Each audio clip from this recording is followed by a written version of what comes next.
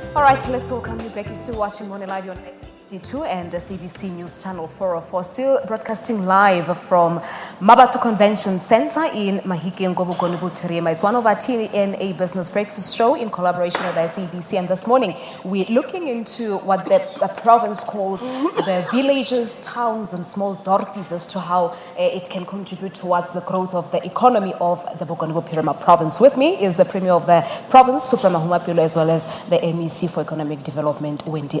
Premier, just before the ad break, MEC touched on an important issue, which is the profiling of those villages, of those towns, of those small dorpi. I know that you even took it upon yourself to visit the taxi ranks, upon your visit.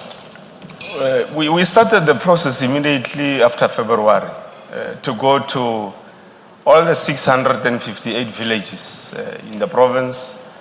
We also went to all the 73 townships and 23 small dorpies. So you covered them all? The entire province. All of them? Literally sitting down with people and saying, what is the situation in your village, in your township, and in the small dorpy? And asking people, what is it that is practical that we can do forward to make sure that what they've been doing for over the years to survive, we strengthen it, we grow it, we professionalize it. So what has come out of the process is that people in the villages, the townships, and the periphery of the small dorpies are a market. They are a market for the big companies. On a daily basis, they must commute between the big towns and the areas where they live. So we said, we can't forever continue to be a market. People in the villages, the township, and the small dorpies must become entrepreneurs. So we took a decision that we'll have to start a process which is going to inculcate the culture of entrepreneurship throughout the province, so that we must not forever become employees. So what then happened is that the traditional leaders also came on board, and all of them without exception said, Tonakolo, together with your executive and your municipalities, we support the program. We will also avail the land. We will make sure that we've got committees as the traditional leaders, which are going to be working together with the government to make sure that we achieve our strategic objectives. When you go into a township, you find tuck shops and some small shops, some people selling in the streets as vendors and so on. We have also brought them on board, like the MEC was saying. We then said the best way is to have villages, township, and small dorpies, people's chambers of commerce. Yeah. So that people are brought together into the chambers of commerce, they are organized. What government must then do, working with the private sector, is to say our point of entry into every village, township, and small dorpy must be the chamber of commerce. I must remind our people that for you to be in the chamber of commerce, you don't have to be informal, established business. Even if you've got just an idea which is not registered, you just have a company that is not registered, we urge our people to get into the people's chambers of commerce in the villages, the township, and the small dorpies, so that people can generate ideas and concretize the ideas on how we can then move forward. So we then said, in addition to this, what do we then do through supply chain in government to practicalize this? Because it's easy to theorize, but when you come to practicalization, it always becomes a challenge. So we took a decision in the cabinet that we are going to have to change the manner in which we approach supply chain.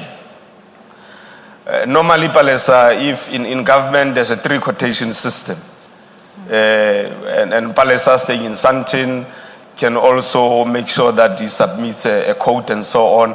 And because we use computers, it means people in Santin, people in Polokwane, in the Eastern Cape can get into the 3 quotation system. So we took a decision to say we are going to do progressive economic discrimination.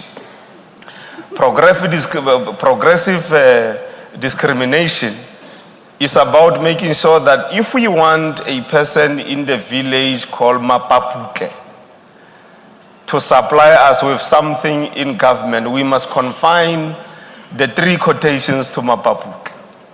then you are definitely sure that whatever amount of money that you are going to spend as government is going to benefit somebody from Mapapuke. So on a daily basis, weekly basis, on a monthly basis, we generate all these 3 quotation systems. We had a meeting with the municipalities last week.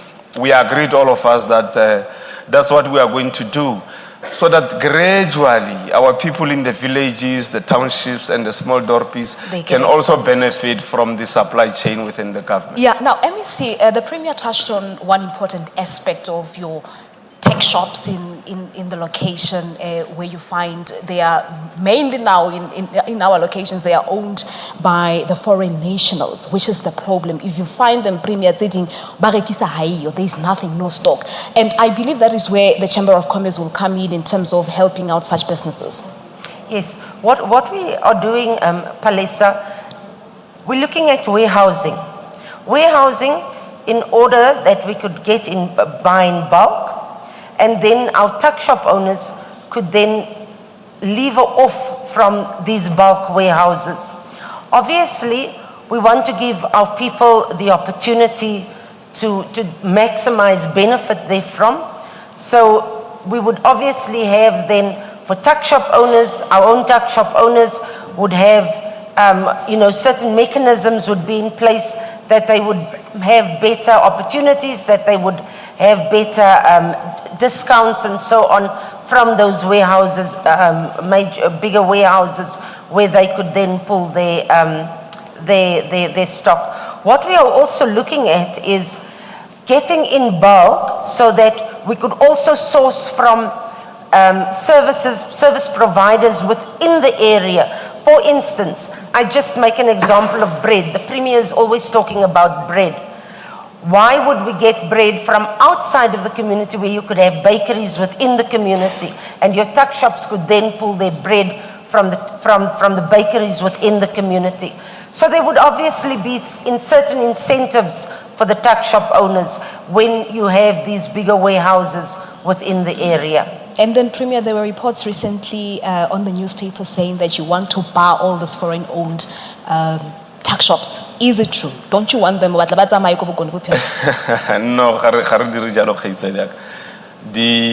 South Africa is a very dynamic country.